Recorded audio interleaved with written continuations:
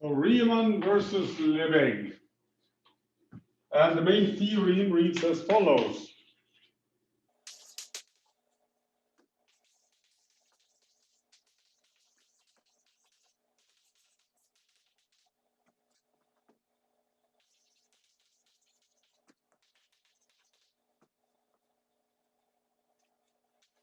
Okay, so first statement. So we kind of think of Riemann integrable functions as something continuous. And this kind of nails it. It should be continuous Lebesgue measure, well, lambda almost everywhere, then it is Riemann integrable. And this is beautiful theorem because it's an if and only if. Now remember that the set of points where it's not continuous is then a set of measures zero, but those can be pretty big, right? Like the rational numbers. So it's not necessarily a very nice function we're dealing with here. In fact, it turns out as written here that a Riemann integrable function may fail to be Borel measurable. And then it says see exercises. I don't know if I'm referring to my own exercises or those here, but let's have a look. No, it's number 3. Show that a Riemann integrable function is not necessarily Borel measurable. And then you resort to one of the Cantor functions, or Cantor style function, and those are very useful for constructing stupid counterexamples.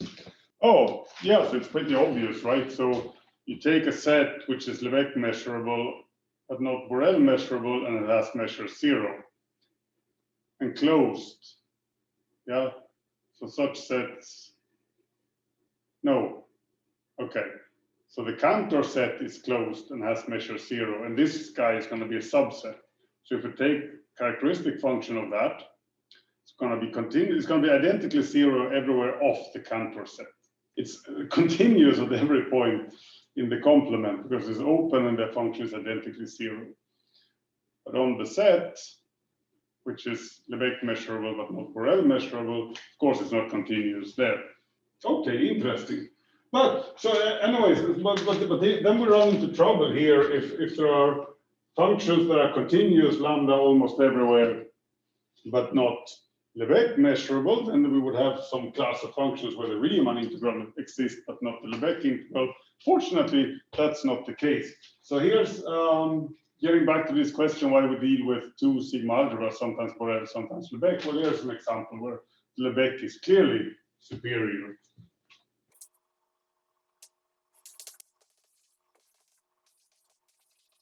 So if so, then the f is Lebesgue measurable, and now take a and b and into finite numbers.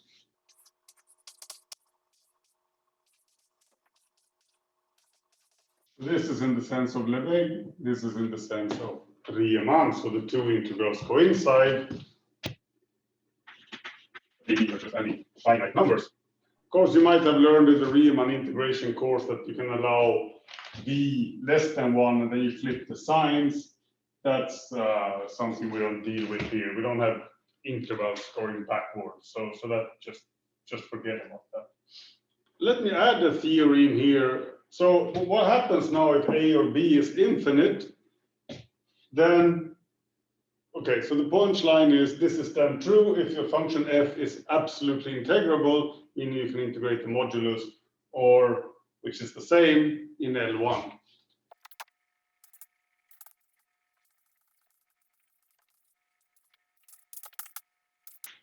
So this is not minus infinity divided by infinity. It's like, okay, if this guy is L1 or absolutely integrable, okay, then a and b can be minus infinity or plus infinity. So b can be infinity or a can be minus infinity. That's what I meant. Okay, so the first part here is actually a bit difficult to show. The second part is a very nice consequence of the dominated convergence theory. So let's look at the second, just this statement here.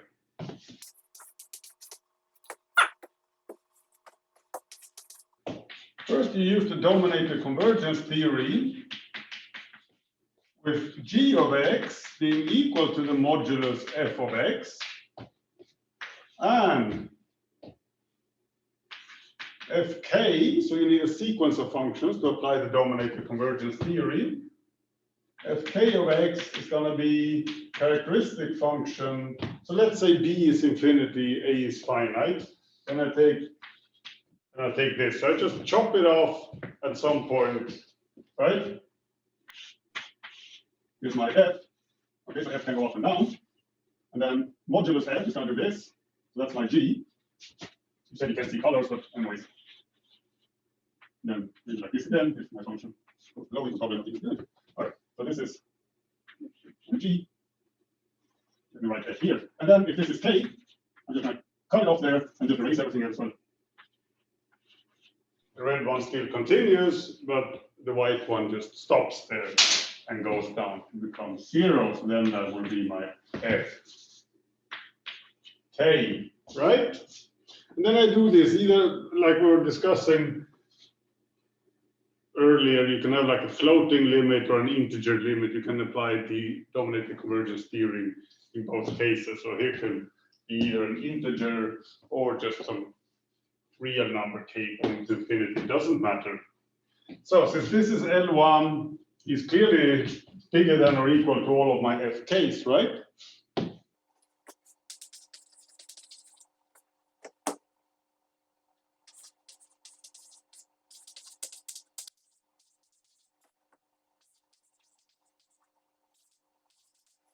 Yeah, then dominated convergence theorem tells us this.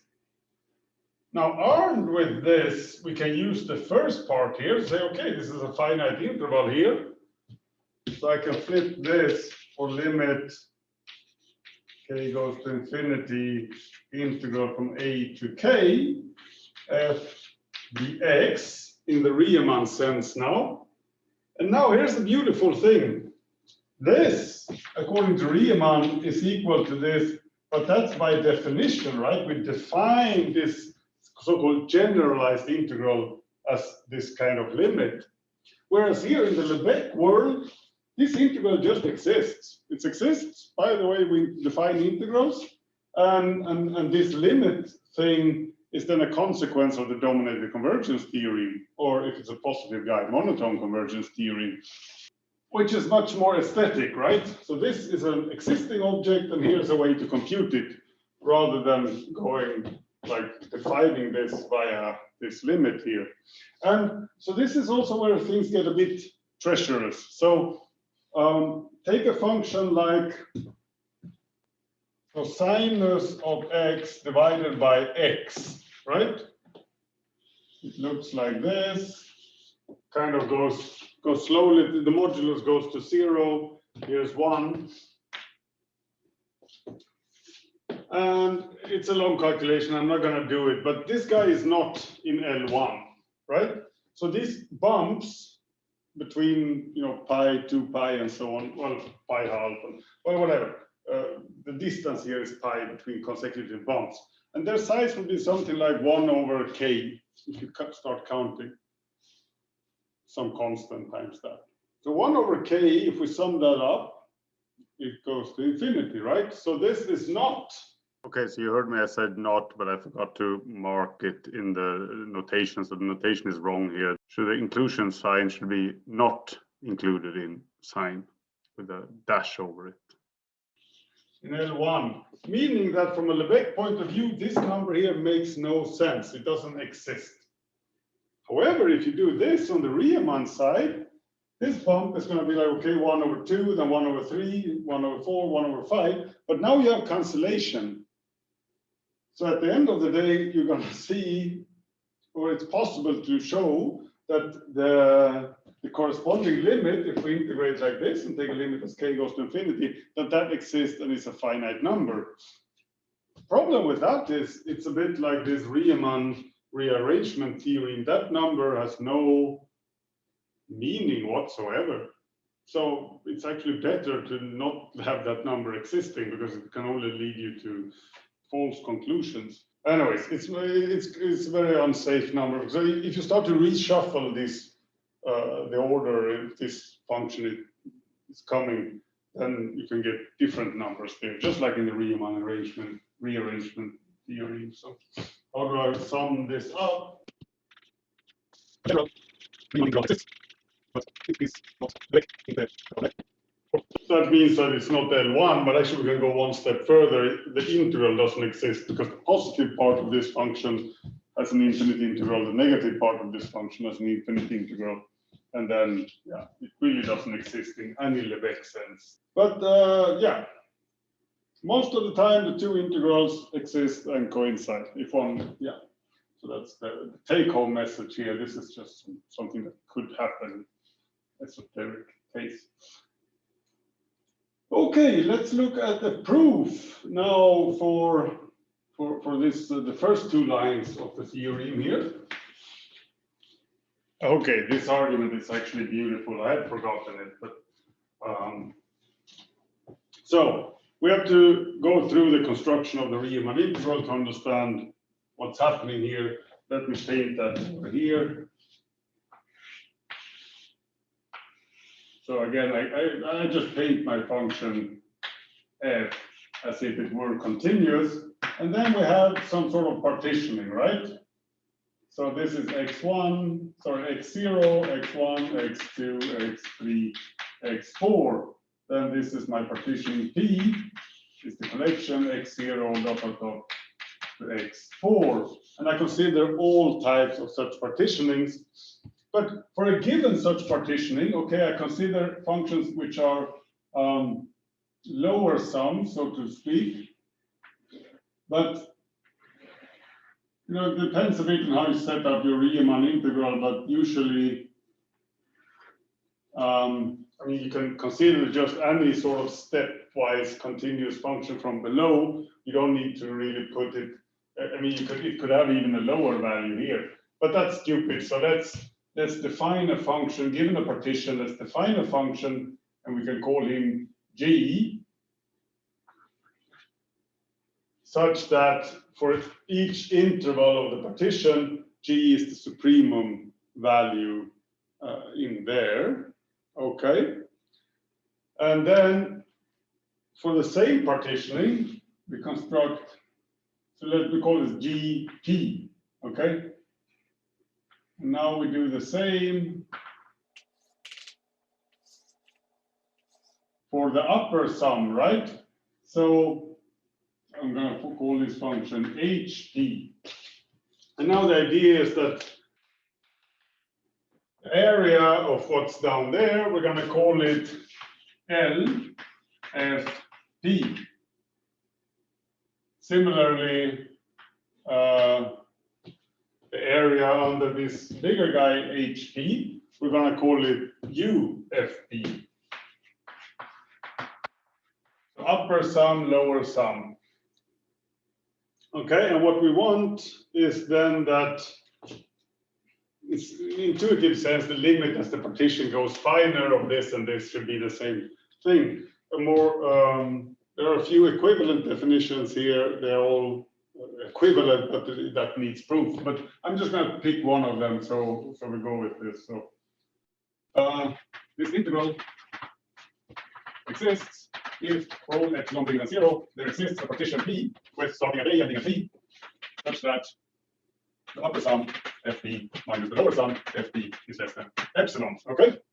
And if that is the case, we define well, the integral f of x is going to be equal to the supremum over all partitionings of the lower sums Fp, and likewise equal to the infimum over all partitionings of all upper sums Fp. And okay, this supremum and that infimum will be the same number if you have this condition, and that's not very difficult to check. Okay, but then what we can do, since this supremum is equal to that, I can take a sequence of partitionings that get closer, so the corresponding value here gets closer and closer to him. And then, you know, the next partition, like if I start with one partitioning, then I take second, it's not necessarily a refinement of the first, but taking a union of then the first and the second could be a refinement of the first, yeah, because these numbers LFP goes up if you add more points to your partitioning. Yeah, so in that way we can see that actually I can approach this as a limit of partitionings here. Well, it's okay. So pick one subset P2 subset P3, so on, such that integral f from a to b dx is equal to the limit as k goes to infinity LF pk.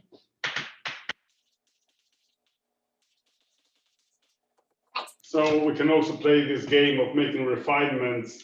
So I take one bunch of partitionings such that the limit of these guys become him, and another one such that the limit of corresponding guys here become him. But then I do this union of partitionings, and I get one. Yeah. So I leave that up to you to think through. So this is possible to do. Okay, so then consider now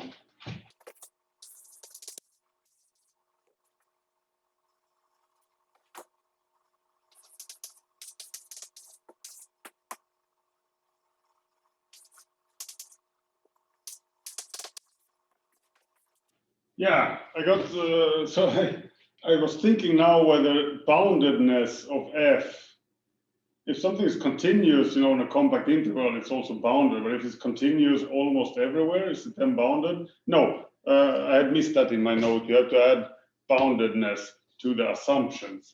So now, the beautiful thing is that if this guy is bounded, so there exists some value here, c, which is bigger than all of this, and of course minus c also if it has negative values.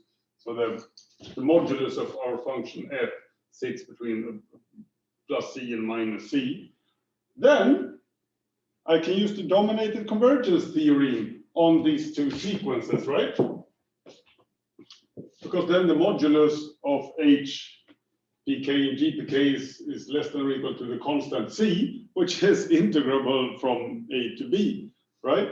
In the Lebesgue sense. So what we can do then, okay, well, what happens? So each pk is a refinement of the previous one, meaning that if I add more points here, this function is just going to go down, right? So this hpk is a decreasing sequence, or non-increasing technically, but okay, I call it decreasing. It's a decreasing sequence. So the limit, pointwise limit exists. And this guy is an increasing sequence, so the pointwise limit exists.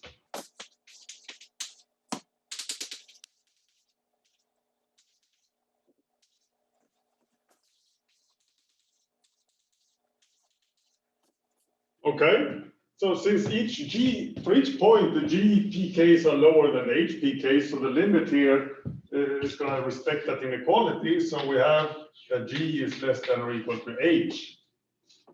Okay, and also the dominated convergence theorem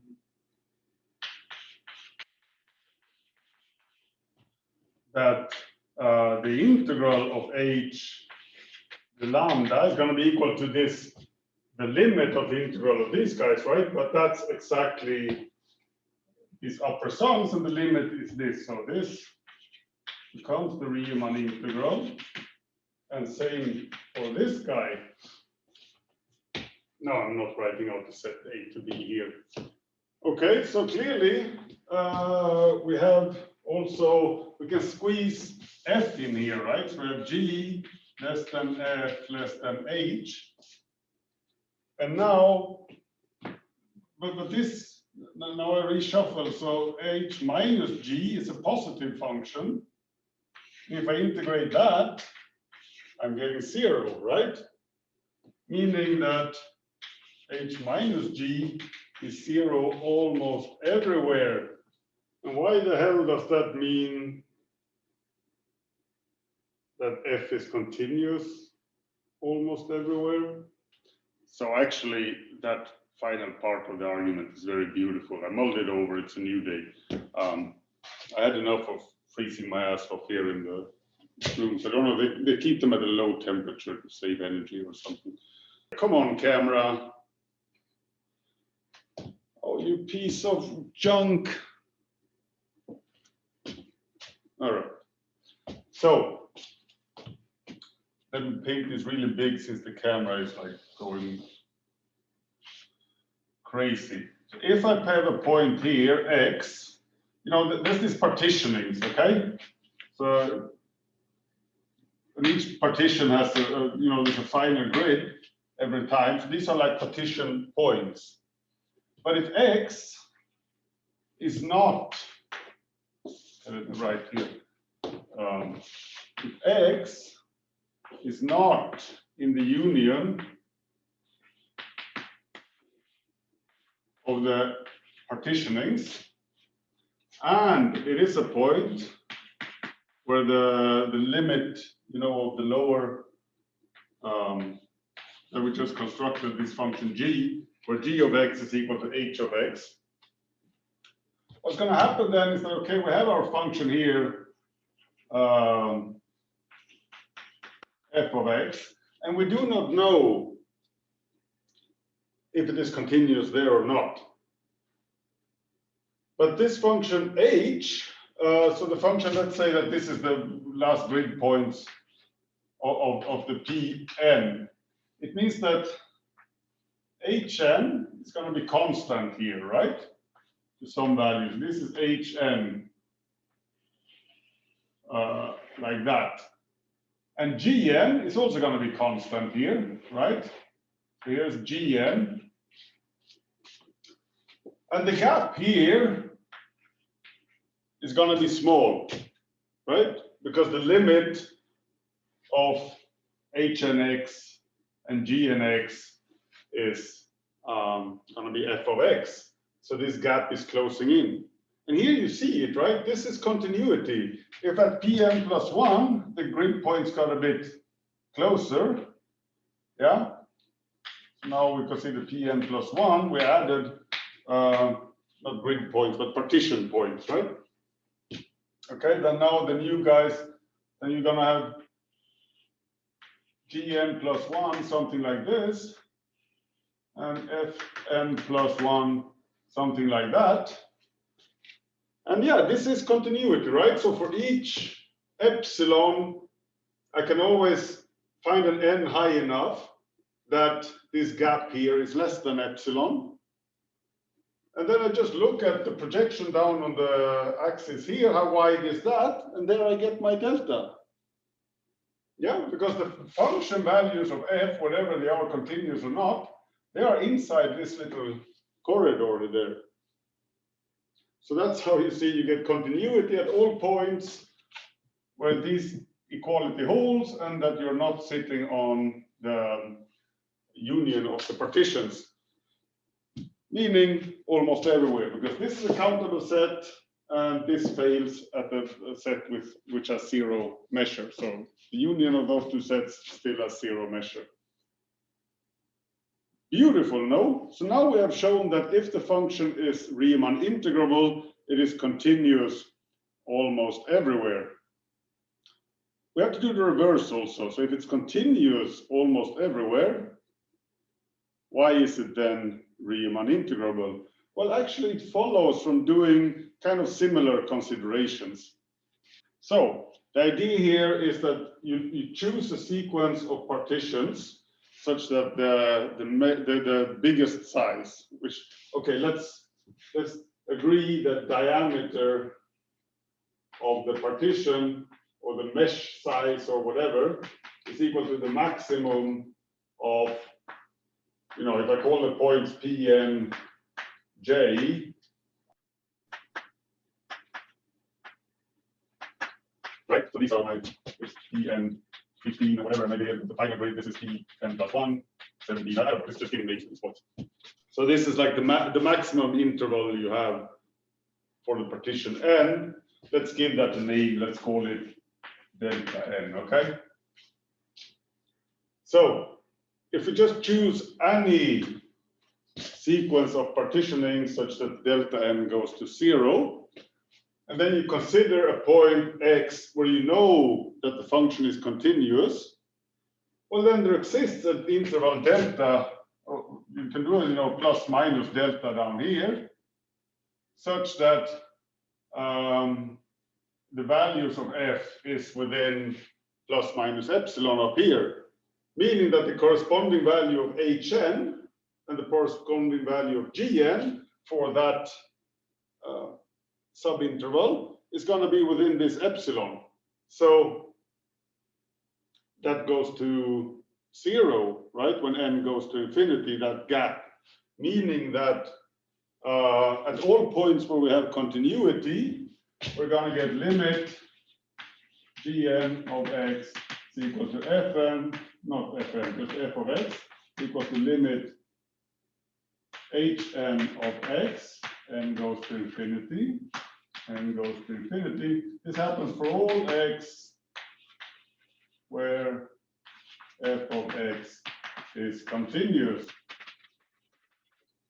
Right? But then, I mean, if we have assumed that f is a bounded function, so there is a maximum here, and similarly minus m, such that all function value stays within that. So then you can actually use the dominated convergence theorem to say that the integral of Gn is converging to the integral of f. Same with the integral of Hn is converging to the integral of f. But integral Gn, by definition, or by construction, is equal to the lower sum for that partition, right? And same, the integral of the Hn d lambda is equal to the upper sum of f and the partition. So, dominated convergence theorem says that this and this converge to integral of f. Well, then this, in the Lebesgue sense, but that means that this and this converge to each other. And then by that first lemma, it means that the function is actually Riemann integrable, and the Lebesgue value of the integral is the Riemann value of the integral. Beautiful. There is a final, this 257 that I just said, I don't know what it's about. I looked at it now, I see what it's about. So, I'll just explain that. It's not very crucial. It has nothing, you don't, it's just, okay. So, the Riemann integral, again, what is it? It's the supremum of the lower sums over all partitionings and the infimum of the upper sums, right? So that's what it is. It's supremum and infimum, and they have to be the same. But in the student's mind, it's often, this is somehow converted to some sort of limit. So you think of it as the limit, as somehow the fineness of the partitioning goes to 0, and then you take, I don't know, the upper or the lower sums. Or you can take the corresponding Riemann approximation sum. You just take the length of the intervals and just the value of the f at some point inside. Well, anyways, so somehow, let me not put n here. So somehow p going to 0, you take this upper or lower sums and do some sort of limit. That's conceptually what many students think about how you define the integral, and that's wrong. But so in the 257, they prove this in that you can actually think like this, in the sense that here what needs to go to 0 is not, it's the mesh size, yeah? So this delta that I defined over there. So meaning that if I consider all, let's say now the upper sums or Riemann sums or lower sums, doesn't matter, for all partitionings whose mesh is less than delta, that's just going to give me a very small range of values, right? So I get uncountably many. I cannot. So this is not like a limit of a sequence in that sense. But if you consider what values you can get here for all partitionings with mesh size less than delta, then that's going to be some finite number that goes to 0 as the mesh size goes. So you get a range of values, and that range goes to 0, and it's closing in on the value of the integral. So it is, in a way, correct to write something like this. Yeah, or maybe more. Sometimes, okay, so let me write that out. We can also do limit Pn, just sum, fxj lambda ij. So now ij is just the intervals of a given partition. Sorry, delta goes to 0. So if we have a partition P whose delta is small, and these are the intervals. Xj is just going to be any point in the interval ij. And then, irrespective of how you put your xj, you call this a Riemann sum, or Riemann approximation of the integral. And you can construct them how you want to, as long as, and then, yeah, if you take a sequence like that, and the partitionings, the mesh size goes to 0, the corresponding limit is going to be your integral. So you don't need for that dominated convergence theorem or anything. But you know, for completeness, you know, this is the last time you're taking a course in integration theory, so let's just put that behind us and work it out. If they didn't do it in your, when you learned this the first time, now you have a proof of it that you can actually see it like that. But so that's what he's doing in 257. So what remains to do now is 2.6, where we will talk about integration of complex valued function. Just mention a bit like you can also integrate vector valued functions and some, yeah. You can also construct new measures if you have old ones. I'll show a bit about that, but there's more in 2.6. I'll let you read them that yourself. It's not very deep, but interesting. So. Okay, next thing on the menu, we want to integrate functions also with complex values. You could integrate functions with values in Rn or functions in values in some Hilbert space. There are integrals for that. They're just, well, if you do it for Rn, you just do it component-wise. So integral f1, integral f2 is the second component, so then the integral is a vector. That's not difficult. But once you go to infinite dimensional spaces, it's called, I don't know, Bochner integrals and other things. So we don't do that here, but we're going to do complex valued functions because that's very frequent application. And complex number plane, you remember you have the real axis and the imaginary axis. You can think of that as, you know, R2. They are isomorphic if you want. Yeah, two ways of representing the same thing. You know, here's the real axis, here's the imaginary axis, or if you want, here's the x-axis and here's the y-axis of R2. So R2 is isomorphic to complex plane. So what we're going to do here, we're going to integrate complex functions by just taking the real part and the imaginary part separately. So, okay, we finished. If f goes from x to c,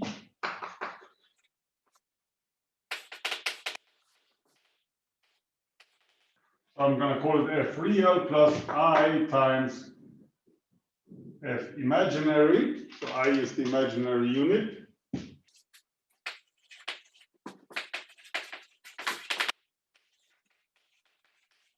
So f is mesurable if these two guys are measurable separately, and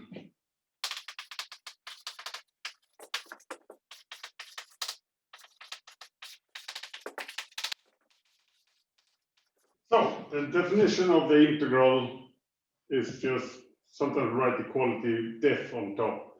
You integrate the real part, gives you a real number by the above theory. Integrate the imaginary part, gives you a real number by the above theory. You take that number plus I times that number. That's the value of this integral, which you can interpret at some point here in the plane. Or, you know, yeah, coordinate 1 is the integral of the first guy, coordinate 2 is the integral of the second guy, if you like to think of this as R2. And that generalizes to R3, R4, whatever.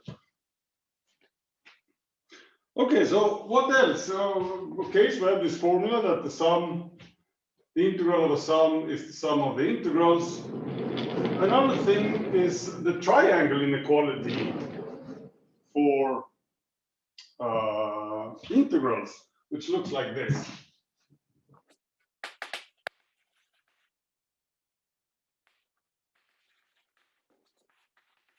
So, if I integrate the function f, I can take the modulus. So, if he is integrable, right? I can also integrate the modulus of the function. This gives me a non-negative number, and it turns out that this is smaller than that. Why is it called why is it called the integral, sorry, the triangle inequality? Because yeah, I guess I haven't given you many examples yet. So, okay, what examples of integrals? All right, so if u is equal to lambda and f is continuous, then integral f dx in the sense of Riemann is equal to the integral of f d lambda.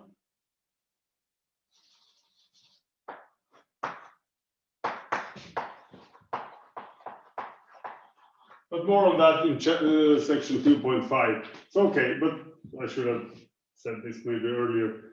But another interesting thing is summing sequences now becomes not just intuitively something related to integration, but actually real integration. So a sequence, these are now I'm doing examples. So a sequence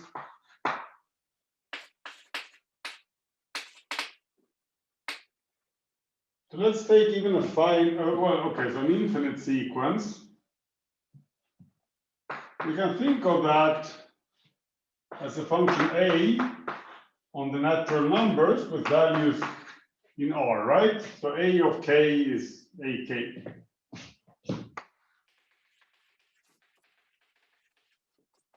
Technically, maybe you should have some other name, a hat or whatever, but we use the same name for the function and the sequence. Okay, and now if you let mu be counting measure on n, then, okay, so let's say that what would be a simple function in this sense? It would be a sequence that after some point is just identically equal to 0, right?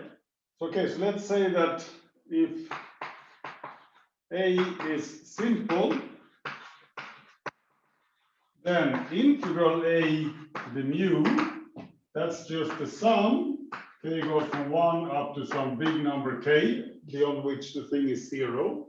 And then what are the values? It's ak, and then I have mu of the corresponding point set. Okay, so if this is counting measure, that gives me 1. So this is just something from 1 to k, ak. Okay. Now, if a is not simple, now I have to take simple functions which are less than a. Okay, so let's say that a is non-negative. Looking at simple functions which are less than a, well, for example, I could just take a up to some point k and then put them to 0 beyond that point. And then I take the supremum of all of that.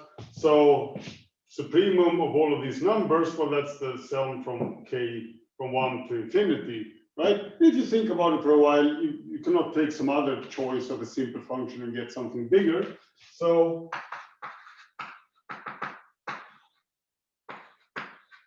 infinite summation is the same as integrating against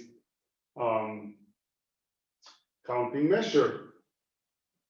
Cool. And now being integrable is the same as being absolute summable, right?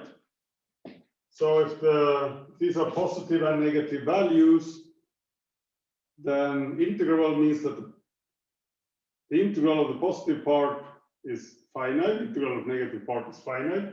So if you sum up the positive numbers, you get a finite value. If you sum up the negative numbers, you get a finite value, and that's the same as summing up the modulus of the numbers ak and getting a finite value.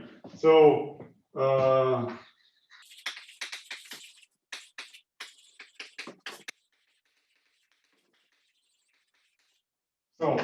just in case somebody doesn't know what that means,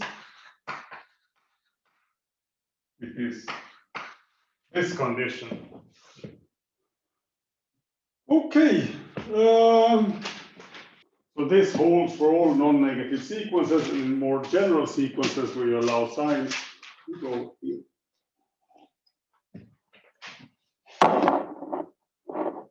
Okay, why am I telling you all of this? Because then obviously also for finite sequences, which we can identify with, like if you have a sequence of two numbers, that's R2, right? So in particular, if I have the function A1, A2, and I integrate that against counting measure on now the point, so in this case, my set X is the collection of 2 points, 1, 2, and then a counting measure, this is just the sum. A1 plus A2. Okay? And now we go back here, we see that we can interpret this. So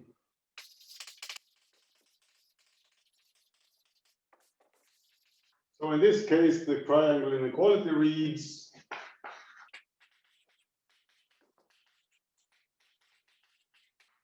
because this would be integrating the modulus of the sequence A1. So and this is this you recognize, right? This is the triangle inequality in its most basic form.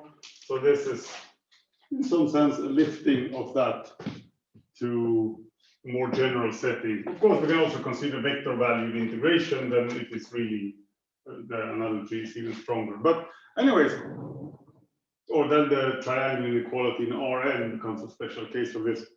But anyways, what I want to stress here is that, all right, so if f is a real valued function, then what I have on the left-hand side is integral of positive minus integral of negative. On the right-hand side, I have integral of positive plus integral of the negative part.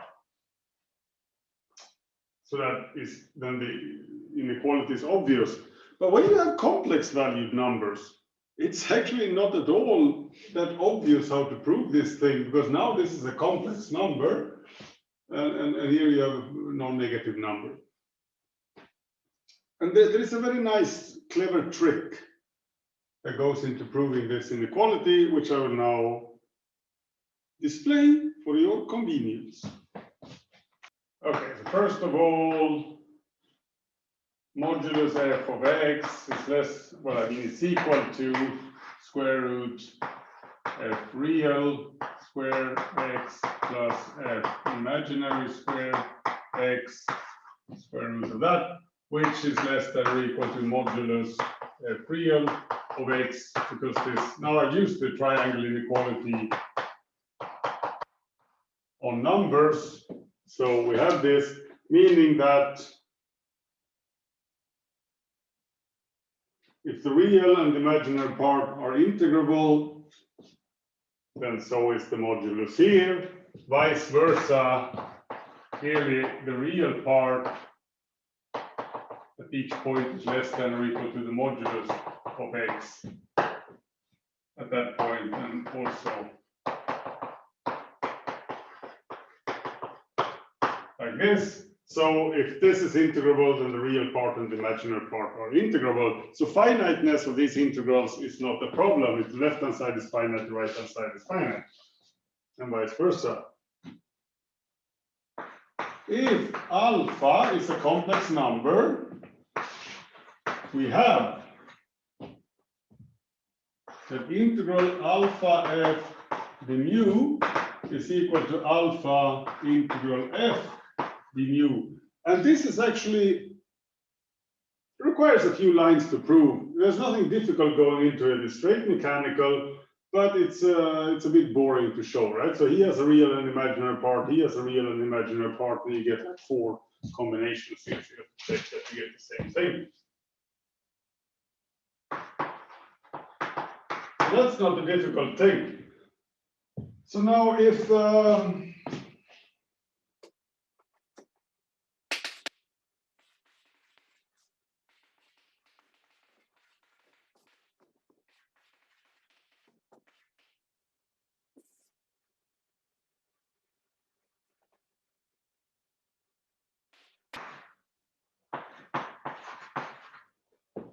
all right, so now is where we start to get clever, right? So if this is a complex number, the integral, we need to pick an alpha such that the modulus of that number is alpha times the integral, and I forgot to mention that the modulus of alpha should be 1. This we can always do, right?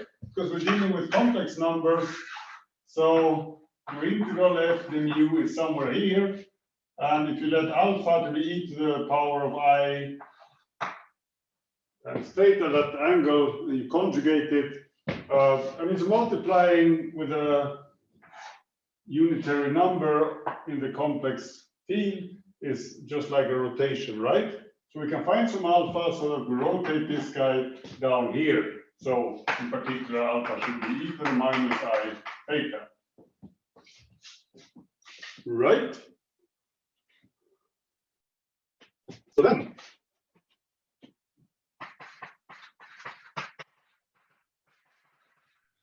here happens now something clever. Now I go inside with my alpha. And look, I got rid of the stupid modulus, which is like a non-linear operation. And I just have integrals here of there's a real part and an imaginary part of this product. So if I write it like this, real part alpha f, the mu, plus nothing, because I know that the imaginary part of this, it exists. It goes up and down, whatever. But the integral, the total contribution from the imaginary part is 0. Otherwise, this wouldn't be a real number. So I can just ignore the imaginary part here. And then the real part, at every point, the real part is less than the modulus, right? So at every point, I have this. Let me put here a parenthesis. Yeah, we usually don't write parenthesis x. So yeah, but at every point, this holds that this is bigger than or equal to that. Yeah, because it's this plus that. So if there is something in the imaginary part, it's strict inequality, otherwise it's equality. Okay, but now alpha, again, is a unitary number, so it disappears. I can write modulus alpha times modulus f. Modulus alpha is 1, so it doesn't exist any longer, and then we get this guy here. This is really pretty. Okay, and that was the last exciting and pretty result of chapter 2. So next time we start with chapter 3, which begins with different forms of converging. So far we just have like pointwise convergence, right? A function f, a sequence converges to a sequence of functions converges to another function if at every point or almost every point we have that one also, it converges. But there are many other ways that you can converge, and probably have encountered norms at some point. So it converges in norm is one type of convergence, and that leads us then automatically into like treating integrable functions as vector spaces. We can put various norms on them, and leading finally up to thinking of them as Banach spaces. So that's chapter 3, which we start with next week.